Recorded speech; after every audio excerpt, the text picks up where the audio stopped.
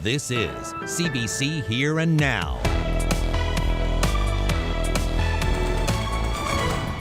Prior to this week, many people never knew that there was a COVID hotel operating here in St. John's, but it's been up and running since March of 2020. To some degree, we have avoided what other large cities and small communities have faced across the country, which is a shelter outbreak. Coming up, I'll tell you all about it. We're looking at a couple of winter-like days and then a mild end to January. Good evening and welcome to Here and Now. I'm Carolyn Stokes. And I'm Peter Cowan. This has been the deadliest day in the province since the COVID-19 pandemic began, with the province reporting 3 new deaths because of the disease. So let's break down what we know about today's deaths and why we're seeing a growing number of people dying from COVID-19. So all 3 of today's deaths are in the central region. One was a woman in her 50s, the other a man and woman over the age of 70. What do we know about the people who are dying? Well, most have been over 70, and more than a third of the deaths have happened this month alone. The Chief Medical Officer of Health says the disease is mild, but with 13,000 known infections in the last month alone, they're seeing more deaths like this is to be expected. It's not really because the disease is more fatal, it's because we're seeing more people with it. And that's why we have to take this slowly and ensure that, we don't open the tap too quickly and have a large number of people, many thousands of people sick all at the same time. Now today, the health minister said in the recent wave of deaths, about 60% of the people had some form of vaccination. But looking at that another way, just 5% of the population is unvaccinated, but those people represent 40% of the deaths. Dr. Fitzgerald says you will see some people who are vaccinated dying, but that's not a sign the vaccines aren't working. We can't prevent all, and we've never made that claim. The vaccine has never made that claim. This vaccine is very good at preventing severe disease. And if you're boosted, it's even better. At today's briefing, politicians and public health defended the decision to open schools this week. The Premier pointed out that 80% of kids did show up to class today. Now, if a student tests positive on the rapid test they've been given, they don't have to report it to the school, and parents of other kids in the class won't be told. And those kids won't have to isolate. Now, that's created some concerns for parents, but Dr. Fitzgerald defended that decision. It's really about trying to reduce that amount of isolation that people will have to go through. And we know that with all of the extra things, with masks being worn most of the time in school, we know that the cohorting reduces the spread more widely in the school. And as well with our testing program, we know that children who are symptomatic will be able to test, and that reduces the risk of having someone who is infectious in the school.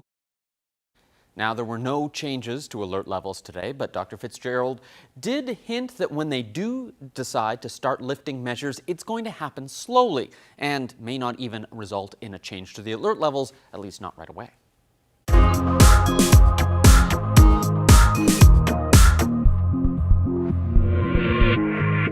Junior high and high school students will be able to access online learning materials from home. The province's education minister believes the best place for students is in the classroom, but says students who can't attend will be supported. More than 40 high school courses already have material online for anyone out of class due to illness or isolation.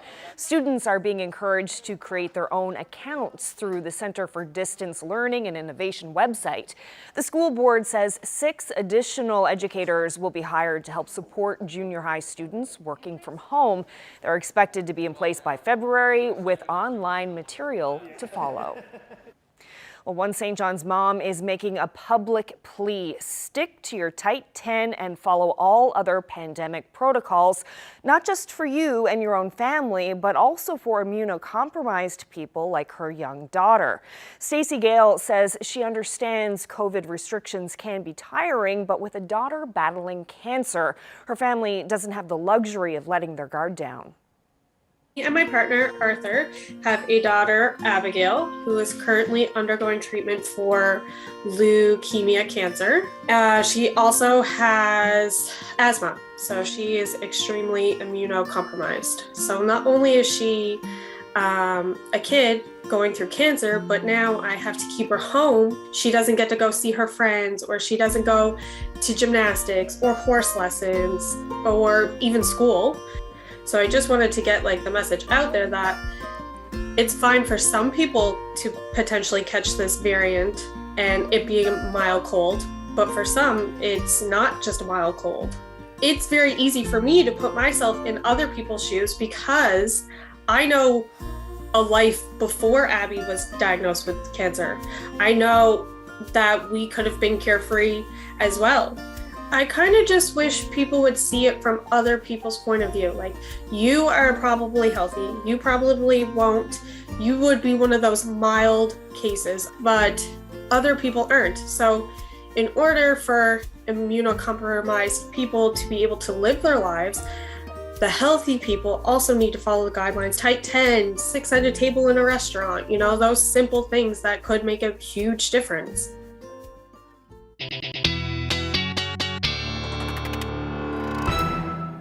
Well, for all you snow lovers out there, last night you were happy. Today, not so much, as we saw all of that rain this afternoon for most of eastern Newfoundland. Let's take a look at what's going on right now. We do have an area of low pressure that's bringing some of that warmer air in, that milder air in, and a ridge of high pressure in behind that. So once that area of low pressure moves off, we're in for a nice couple of days, albeit cold. But today, temperatures mild for the most part, anywhere from 1 to 3 degrees. That's why we did see some of that rain. Ending is rain through Gander. And that cold air is still up across Labrador, minus 26 in Lab City. So that cold air is going to grip you through the night tonight. Then as we head through Thursday and even into Friday, more seasonable temperatures. So they will start to drop those as we head through Friday evening. And then we're looking at a warm up for a good chunk of the island through the weekend. That comes with rain and wind. I'll have the full forecast when I come back. Thanks, Ashley. A group dedicated to ending homelessness in St. John's has created a space for people to stay when they get COVID-19. It's called a COVID hotel, and they're stepping in to offer support in the wake of an outbreak at the gathering place. But as Here Now's Jeremy Eaton reports, it's just one of the pandemic response measures. Shelter here at the gathering place in St. John's is facing additional pressure this week. At least 17 people here have tested positive for COVID-19, meaning more space is needed to house an already vulnerable population. And that's where the COVID hotel comes in. We do make use of hotel space, but it's very much quarantined off. And I would say that, we've been operating this space, this COVID isolation space for shelter clients across the community since the spring of 2020. End Homelessness St. John's Executive Director Doug Pawson says that his group accessed federal funds to front the cash for the rooms. We receive federal funding like a number of communities around the country to implement a response. So we worked really closely with our community partners and Eastern Health to mobilize an isolation space. If a shelter calls with a possible case, Eastern Health's harm reduction team is called in to determine who should best be housed in a hotel room. End Homelessness St. John's then brings in support staff to assist. In order to ensure you have consistency and continuity in supporting vulnerable folks, you need to make sure that you have a process that is clear and consistent. So we do have space, dedicated space. It's anywhere between 10 and 15% of the total shelter system. It's an intricate process. From the first swab to isolation, there's a plan they follow. Those availing of it are able to access medical care, get 3 meals a day. And they're able to access any medical supports that they might need. So we have nurses that might be able to support them to assess their needs. So I think there's a bit of security and comfort in that, even if the idea of just staying in a hotel room for 1 to 3 or 4 days is not ideal for folks. In the past 2 weeks, the need for space has increased, meaning the group needs more than the 10 rooms it uses now. We're looking at about 17 we'll have in place by the end of the week, and the intention there again is just to support folks as they're testing and isolating if they need to, and then triaging folks and supporting them and transitioning back to a shelter. Pawson says the hotel is just one part of the pandemic response. It's getting a little bit more traction these days, and but it's been a part of our broader pandemic response. So we've invested those federal funds in food security and emergency food services, 211 through the United Way to make sure folks had emergency service lines. It's taken 22 months for COVID to cause trouble in the St. John's shelter system, but the city has been luckier than others. Kind of always are just waiting for the worst case scenario. So to some degree, we have avoided what other large cities and small communities have faced across the country, which is a shelter outbreak. So yeah, I guess a bit surprised that we were able to avoid it. I think that's a testament to the planning, the response from the community. Hawson also highlighted how well that groups like his and government have worked together during this pandemic, a relationship that he would like to see continue long after it's over, so that his group can get back to what its name says, ending homelessness in St. John's. Jeremy Eaton, CBC News, St. John's. Well, in other news, there's been another setback for the Muskrat Falls project. Final commissioning is now delayed until May 31st. That's 2 months longer than what was planned back in December. In its latest update to the Public Utilities Board, Hydro says GE is still struggling to perfect a computer software needed to operate the transmission line from Labrador to the Avalon Peninsula. The latest version of the software was installed in early December. It's allowed for the transmission of up to 435 megawatts of power from Muskrat, about half of what the hydro station can produce. But there are still glitches in the software, and another version is expected before March, which Hydro says will be used for final testing and commissioning by the end of May. In the latest of many delays for the project, which was sanctioned 9 years ago at a cost of $7.4 billion, but that price tag has ballooned to $13.1 billion. Well, off Canada's coastline, humans and marine life are coming into contact more frequently. We've heard about the risks posed to whales from fishing gear and collisions with ships. But there's another hazard as well, and that's sound. The CBC's Brett Ruskin explains. Torpedo impact now, 40 seconds. 35 seconds. Sonar might sound like this in the movies, but as these divers found out in the Bahamas, in real life, it sounds like this.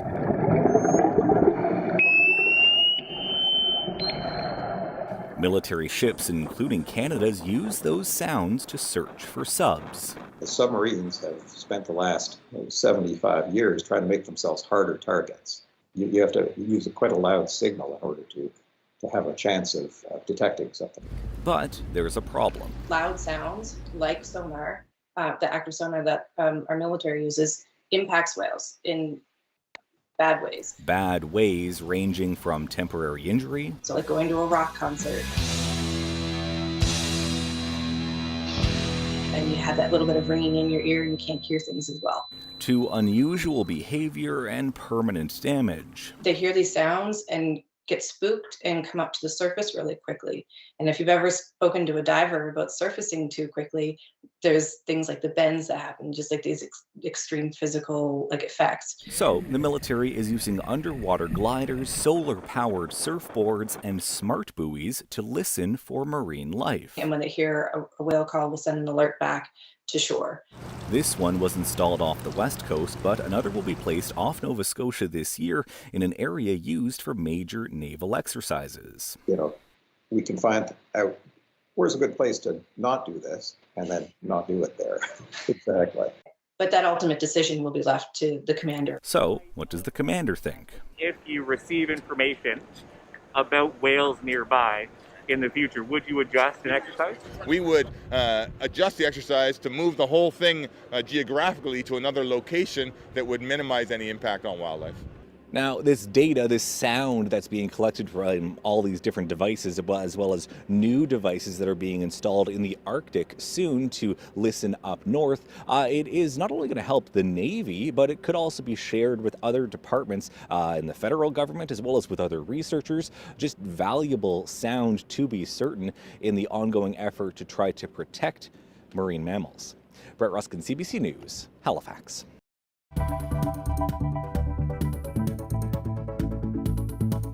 Watching the next storm develop just in time for the weekend. Looks like it could bring some rain to parts of the island and snow and blizzard conditions potentially for Labrador.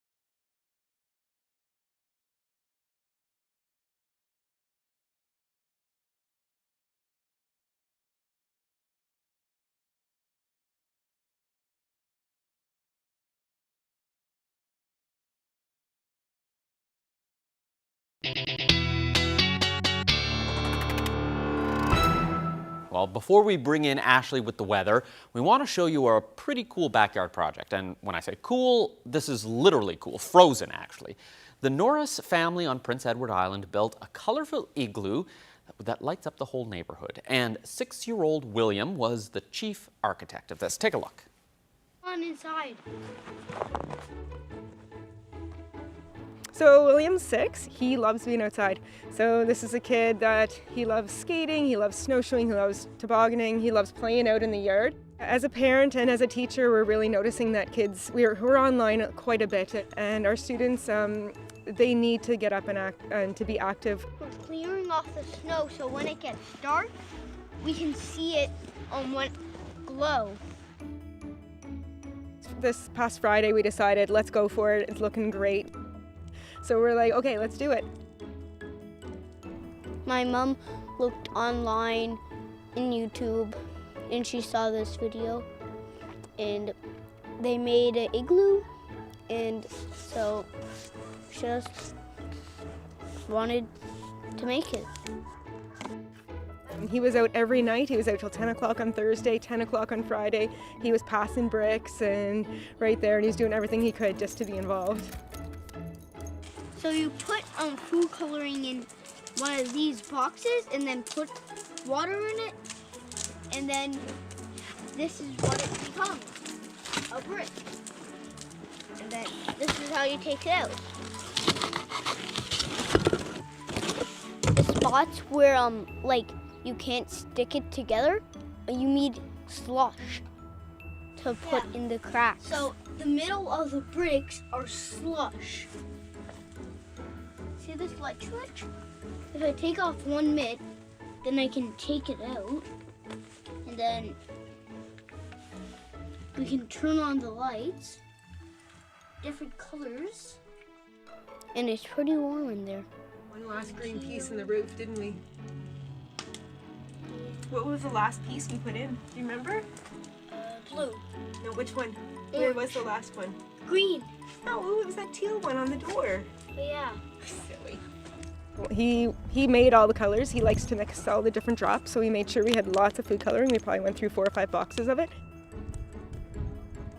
We watched Mr. Penguin's Poppers, a good winter movie outside, ate some popcorn, and we snuggled up and we slept. We lost it till 5:30 in the morning, but hey, I think that's pretty good. I think if someone wants to do it, I think it is definitely doable. And get the kids involved. They'll enjoy it. What an impressive igloo. That is so cool. And Ashley, if it's slush that he needs to get those ice bricks to stick together, we had plenty of that on offer in St. John's this morning with all that rain. We definitely do. Lots to send over if you'd like it, for sure, thanks to all that rain this afternoon, just like Carolyn said. But temperatures were mild today too, which is even adding even more to that slush out there, actually turning everything pretty much into cement. But let's take a look at those temperatures this afternoon, where we sat for most of the day across the island into the single digits, 1 to 3 degrees, a little cooler towards the northern peninsula. Mary's Harbour reached a high near -1. And then those temperatures across Labrador, -17 in Makkovik, -25 today in Nain. Now those temperatures have dropped a little bit. That extreme cold warning has ended for Labrador rather. The wind chills tonight will be chilly again, but not near warning criteria. And temperatures right now across the board, about -6 in Corner Brook, feeling more like -10. And those temperatures are starting to drop the further east we go now. Bonavista currently sitting at 1. And St. John's at 2 degrees. So showers, the story, a few showers in and around right now. And if we take a look in, we can see there is some flurry activity showing up on the radar. Now that will generally be the story. It's picking it up, the model's picking it up pretty well tonight. So we'll see that transition through to flurries again as those temperatures drop. By 10, 11 o'clock tonight, we should be hovering near or just below 0. And the flurry activity will continue on the west coast. Could be heavy at times, particularly in the higher elevations as we head through the overnight. But past 5, 6 o'clock in the morning, we'll see that flurry activity continue for a good chunk of the Avalon as well as along the northeast coast. And then we'll see that generally continue for western Newfoundland as well. And that's showing you that there with the temperatures dipping into the minus double digits. Cold for the northern peninsula, -24 for you tonight in St. Anthony. Another chilly night again across Labrador with those temperatures between -28 to -34. So with these temperatures dipping, especially in the east, with all that rain today, things will definitely get slippery as we head through tomorrow morning. As far as accumulations go, looking at a general 2 to 5 centimeters developing tonight, and along the west coast again as we head through tomorrow with some of that flurry activity continuing. Some of the higher elevations may pick up more like 5 to 10. Otherwise, you're looking at a trace to about 5 centimeters possible for the west coast. There's a look at that snow for tomorrow. Generally not too bad. A few flurries again along the northeast coast, west coast as well. Quiet for Labrador except for the west, where you're going to see some flurry activity move in, and that will head across the big land as we head through the evening hours. And then eventually towards the west and south coast as we get into Friday morning. So Temperatures tomorrow will be another cold night, hovering around, or rather another cold day, hovering into the minus single digits. Going to keep that cloud cover in for St. John's, same thing for Bonavista, and really all along that northeast coast where you'll see that chance of flurries. The winds will be out of the northwest, 20 to 40 kilometers per hour, hence these cooler temperatures. A little bit more sunshine as you head towards central though. Grand Falls, Windsor, Humber Valley dipping into the minus double digits. Same thing for the northern peninsula with your temperature around minus 17 for St. Anthony tomorrow under sunshine. And the winds will be a bit breezy in the morning, and then they'll die off as the day goes on. But again, going to continue to see that flurry activity on the west coast. As far as Labrador goes, you're looking at sunshine for the southeast. Temperatures again dipping much colder tomorrow. Mary's Harbour minus 17 will be the afternoon high for you. But this is around where you should be sitting this time of year. Happy Valley, Goose Bay around minus 15 through the day tomorrow. Those winds will generally be out of the southwest, and they'll be gusting upwards of about 40 kilometers per hour. So this is into Thursday. By the time we get through to the weekends, particularly Saturday night into Sunday, the next weather maker is going to move in, bring some mild temperatures again, but also the potential for some blizzard conditions for parts of Labrador. I'll have the full long-range forecast when I come back.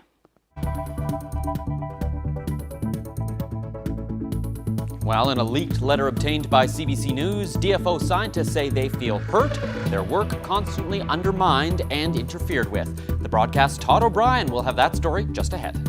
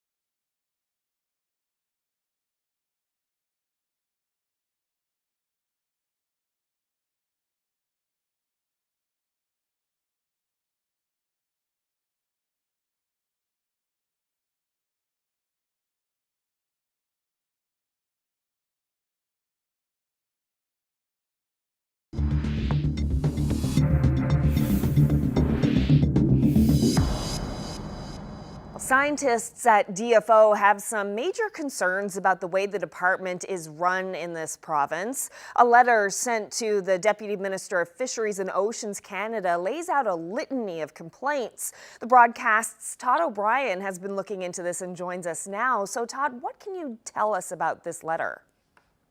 Well, Carolyn, this letter was sent in November to Timothy Sargent. He's the Deputy Minister of DFO in Ottawa. Judith LeBlanc sent the letter on behalf of the union representing scientists, and that union is called the Professional Institute of the Public Service of Canada, or PIPS. What does the letter say? Well, the letter says scientists feel hurt, that they have grave concerns over how their advice is being handled by DFO management, that they're being undermined. Now, the union says DFO is allowing organizations like the FFAW and the Atlantic Groundfish Council and others to influence their science. They call them lobbyists. And here's an example that's given in this letter. In 2019-2020, scientists began using a new model to assess the cod stock in an area 3PS off the south coast of the island. Now, scientists believe there are less fish there than previously thought. So they moved that stock from a cautious zone to a critical zone. And ultimately, that means smaller quotas for harvesters. So the FFAW and members of the Atlantic Groundfish Council, like Ocean Choice International, did not support this new model and asked that it be reviewed, which DFO did. Now, the review found the new model is better than the older model. So the scientists union is upset that their work was questioned in this way. And prior to the review, they even produced a memo arguing that there was no scientific justification to carry out a review. The scientists union says the memo was altered before it reached the Deputy Minister's office in Ottawa, and their recommendations to reject a review never reached Timothy Sargent. Okay, so what does DFO and the other organizations involved have to say in response to this? Well, DFO isn't doing interviews on this, and neither is PIPS. We actually received the union's letter anonymously, but the FFAW and the Atlantic Groundfish Council both object to being called lobbyists. They say they're stakeholders in the industry. The Groundfish Council says it has faith in DFO science, but also felt entitled to an explanation. The Atlantic Groundfish Council and its members are industry participants who are directly impacted by the decision on moving forward with this model, which recast several decades of scientific inclusion. And as participants, we were, of course, quite concerned when the stock status and the dynamics that were assessed annually by DFO Science over a period of 30 years were suddenly deemed by that same process to have been wrong. And meanwhile, Carol, the head of the FFAW, says he's also committed to improving science, but he's not apologizing for questioning the new model. Harvesters could have almost written a letter about their concern about how they feel that they've been treated by DFO in recent years. So, not necessarily been respected, views minimized, their experiences really and expertise dismissed. And to call the harvesters, lobbyists, I mean, that's certainly not, a correct way to talk about that. They're primary stakeholders. It's their livelihoods, and they have an immense amount of knowledge and expertise to share. So, Todd, I understand there are plenty of other complaints in the union's letter as well. There's many. One had to do with seals. The Atlantic Seal Task Team was announced in 2019 to gather industry and stakeholder input on science projects. But PIPS complains in the letter that the task team is composed of 6 to 10 individuals from industry and stakeholder groups. None of the members are scientists or involved in scientific research of any nature. PIPS says this isn't an example of the scientific community collaborating, but rather industry influencing departmental science. And the union would like to see the Atlantic Seal Task Force disbanded. And a specific politician was also singled out in the union's letter.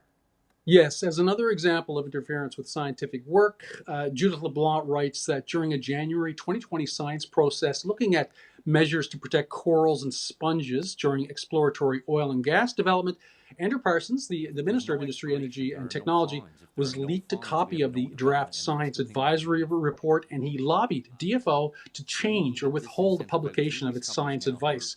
And when contacted about these allegations, Minister Parsons, in an email to CBC, simply said, no comment.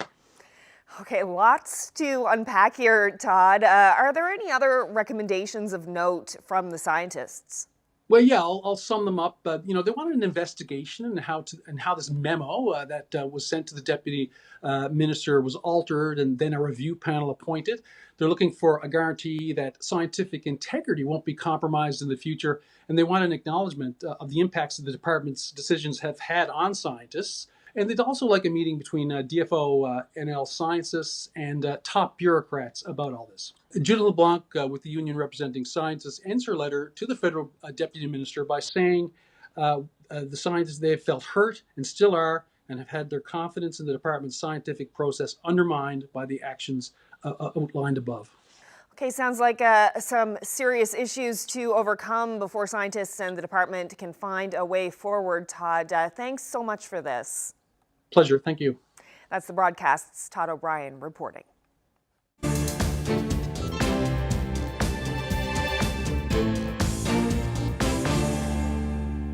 Well, now to a developing story we brought you last night. The convoy of truck drivers protesting federal vaccine mandates is due to arrive in Ottawa over the weekend. Police in the capital say the demonstration could last several days, and they're preparing for significant disruptions. There are also concerns about the extreme rhetoric that's being used by some of the protesters and their supporters on social media. The CBC's Travis Danraj has the latest. As the convoy rolls on toward the nation's capital, Ottawa is preparing for hundreds of thousands of protesters to descend on Parliament Hill. There are an increasing amount of other interested parties who are considering, if not actually articulating, coming to the nation capital and participating in a range of related demonstrations and in some cases counter demonstrations. Those extremist voices, now part of the group, are what's causing concern. Pat King claims to be an organizer. He has spouted homophobic and racist language in the past, and other leaders of the convoy are now distancing themselves. 100% that it's had to be done due to the PR. It had to be done. It had to. So it is what it is. Today, NDP leader Jagmeet Singh called the convoy dangerous. CBC News has confirmed Singh's brother-in-law donated $13,000 to the convoy's GoFundMe. Singh says he told his brother-in-law he completely disagrees with the donation. His relative is now trying to get the money back. There are some people who are kind of getting involved in this now, kind of to infiltrate it essentially, to cause trouble. Anti-hate groups are also sounding alarms. Well, they're certainly the ones that are getting the lion's share of the attention. So as I said, there are certainly truckers that are going in this protest who are doing so through no malice towards anything other than their desire to end mandates. Still, many Conservative MPs are voicing their support for the convoy. The federal transport minister had this to say. I expect that protesters will respect the rule of law, they'll be respectful, and I leave the issues of security operations to our specialists. Over $5.5 million has been raised for the movement. Those funds now on hold, as serious questions about where the money is going and how it will be distributed have yet to be answered. Travis Danraj, CBC News, Ottawa.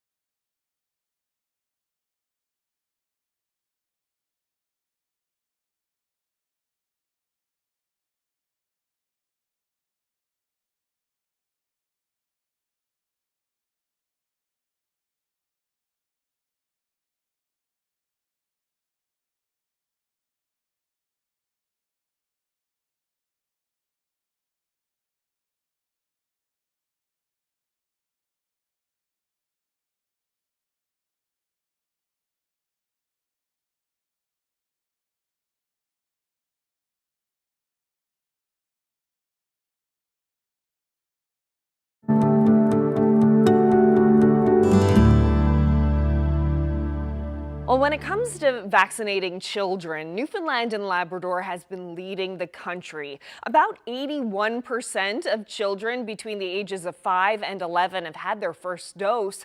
Most other provinces and territories are hovering around the 50% mark. Joining me now to talk more about some of the reasons why there's been such a willingness among parents to vaccinate their children is Dr. Natalie Bridger, a pediatric infectious disease physician with Eastern Health. Thanks for being here. Thanks for having me. Well, this province definitely leads the pack when it comes to children getting vaccinated. Why do you think that is? Well, I think that it's a combination of factors, really. There's a historical factor there, and that is that Newfoundland and Labrador has always exceeded the Canadian average when it comes to childhood vaccines. And so we've got a long history of a very solid public health nursing system that distributes our vaccines, and we've been the envy of other provinces for many years with respect to regular childhood vaccines. When it comes to the most recent COVID-19 vaccine for kids, a few factors played into how we've done so well so far.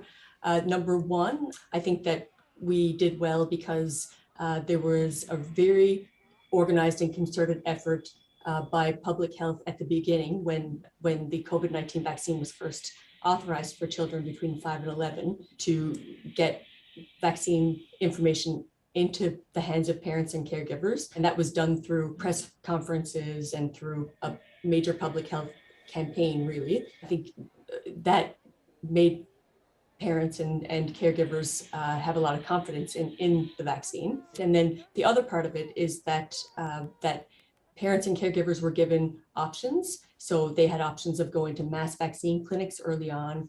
They had options of getting their kids vaccinated in schools if that was more convenient. I think that all of these factors combined to make a perfect storm of vaccine willingness in Newfoundland and Labrador. What about the culture in Newfoundland and Labrador? We're a small province. Does the Newfoundland and Labrador culture have anything to do with it, do you think? So, and this is purely speculative. I mean, I'm definitely not a medical anthropologist, but I do think that our culture does play into our willingness to accept vaccines, not only for children, but for adults too. I mean, we're leading the way in all age groups in the country. And I think that probably does have something to do with our culture. We're used to hardship. We're used to having to get along to survive.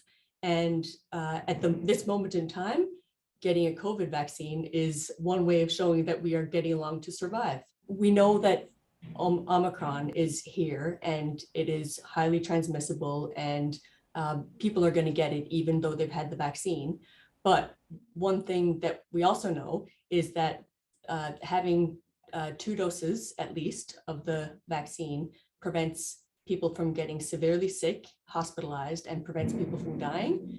And when it comes to kids, we know that kids who are vaccinated, they have less of a chance of getting some of the complications of COVID-19. So I think that our high vaccination rates are a major positive for school reopening.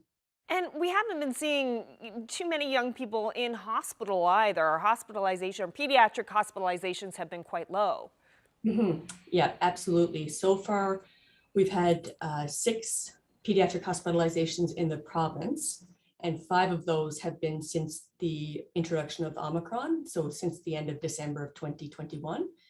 But I mean, everyone is keeping a very close eye on all hospitalizations, pediatric and adult, just to make sure things don't get out of control. How concerning is that 5 of the 6 hospitalizations of children we've seen in this most recent wave? Mm-hmm. It's concerning to me from a healthcare capacity standpoint. So we know that Omicron seems to be a little bit less virulent, and that's just a word for how strong the virus affects the body. So Omicron seems to be a little bit less virulent, but the fact that it's transmitted more easily means that more people are getting it, which means that just by a numbers game, more people are ending up in hospital. So it's not unexpected that we're seeing more hospitalization since we've seen this variant, and it is concerning. But so far we've had no major adverse outcomes. I mean, going to hospital if you're a child is not a great outcome, but I'm pleased that we have not had any severe outcomes so far. And hopefully it'll stay that way now with children being back in school. Yes, yes. Okay, well, Dr. Natalie Bridger, thank you so much for this. Really appreciate it. Oh, thank you very much. I appreciate you having me. While vaccinations are effective in fighting the variant, researchers are now working on a vaccine that could work even better. Christine Birak shows us how an updated shot that targets the Omicron strain is now in human trials. Pfizer is now testing its new Omicron-based shot. We are looking to see if we can create a vaccine that covers Omicron and doesn't forget the other variants. In a news release, the drug maker announced its trial includes 1,400 healthy adults in 3 groups. People who've received 2 doses of the current vaccine will receive 1 or 2 doses of the Omicron-based shot. Those who've had 3 shots will receive a dose of the current vaccine or the new one. And a third group, that's vaccine naive or unvaccinated, will receive 3 doses of the Omicron-based shot. Recent studies do show third doses or booster shots of current mRNA vaccines are 90% effective at preventing Omicron hospitalizations. But experts say an Omicron-based shot could protect people from even getting infected. Unless if something completely different comes out. In other words, there is no way of knowing whether the next variant of concern will resemble Omicron or not. But researchers are already investigating a variant that's being called Omicron's twin. So we don't really know if BA2 is going to become a thing that we need to worry about. Scientists say BA2 might be more contagious. It now accounts for roughly half of all current infections in Denmark. What is important to remember here is that Denmark is not Canada. Denmark is a different population with different vaccine uptake, different medical histories and demographics. Can you get infection with the original strain of Omicron, and then 2 months later, this B2 variant comes around and now you get reinfected again? I mean, I think that's one of the biggest questions. So far, there have been a small number of BA2 reinfections. The hope is those who've already encountered Omicron are protected. Pfizer says results from its Omicron-based vaccine trial will take months, but the shot could come in handy. Christine Birak, CBC News, Toronto.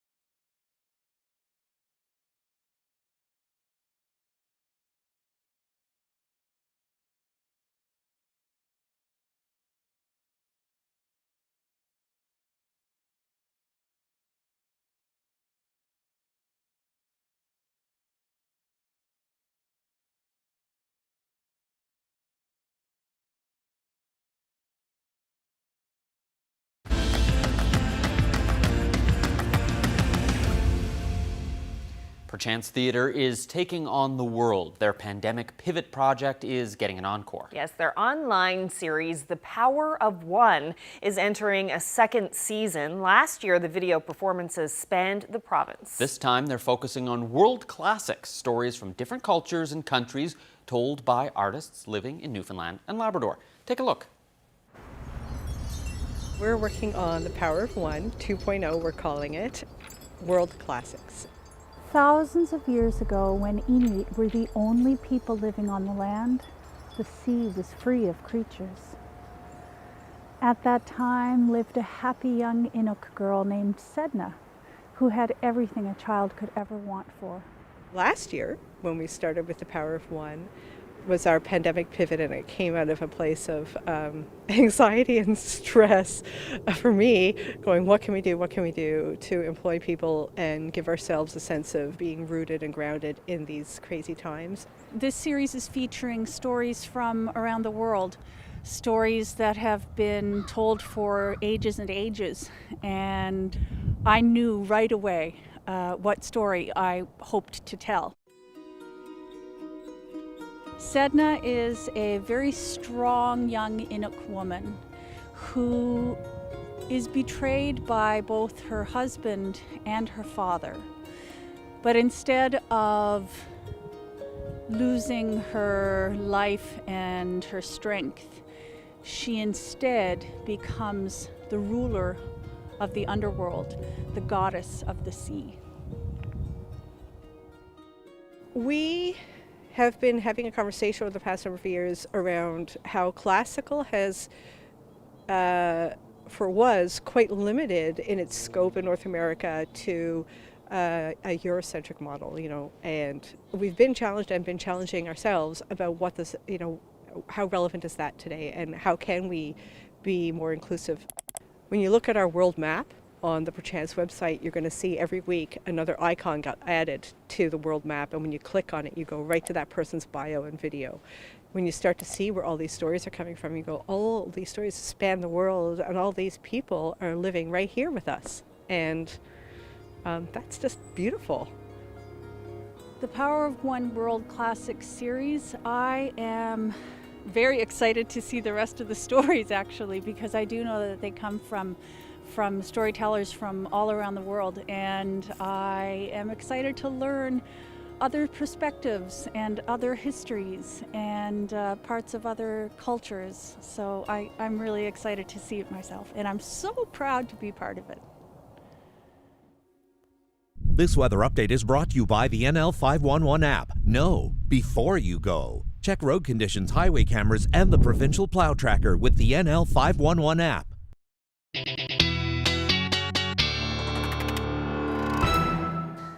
All right, Ashley's back with a look at the long range, and we're skipping ahead to the weekend now. What's in store for Friday? Well, we're looking at some seasonal conditions for most of the areas, really. The temperatures are going to start to drop up across Labrador as we see some of that colder air move in. But let's take a look at the future tracker as we head through Friday. So that shower, or rather flurry activity, will continue for most of Labrador through the overnight into Friday afternoon, and then it'll head towards the west coast as well as southern areas of the island. The rest of Newfoundland should actually see some sunshine through the day. You may see a few flurries through central, but overall temperatures will be in and around seasonal. -4 for St. John's, and same thing for St. Anthony. And temperatures, again, like I said, cooling down for Labrador. So actually Lab City, you're going to start a little bit warmer than this, and your temperatures will drop to about -25 through the afternoon. Now, as we head through Friday evening into Saturday, that snow will continue to track across the west coast. And then we get back into that southerly flow, which means we're going to see that warm up again through the day on Saturday. Most of eastern Newfoundland will be in some sort of southerly flow, whether it's southerly or southeasterly, and we may see the chance of a few showers in the mix. Now, as we head through Saturday evening and the next system starts to move in, pushing some more moisture with it, that's when we should see that transition through from snow through to rain. So there's your temperatures, like I said, jumping up again 1 to 4 degrees. Temperatures cooler for the northern peninsula. Winds will be strong as well. So you're actually looking at snow and blowing snow in your forecast, and same thing right along the strait. Quiet for Labrador for Saturday. Anyway, the rest of Labrador, Cartwright sitting around -19.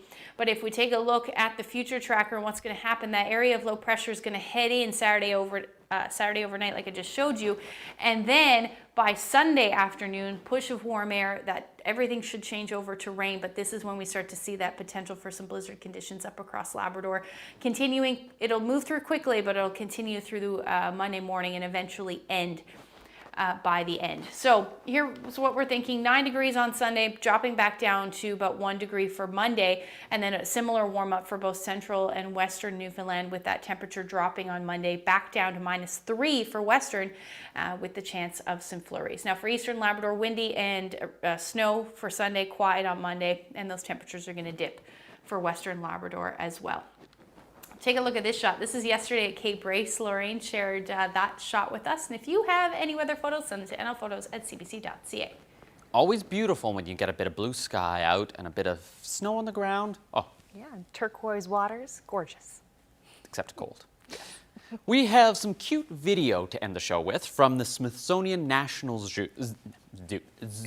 It's a zoo. You can get it. The National Zoo, yes, the subject is cute, but definitely not cuddly.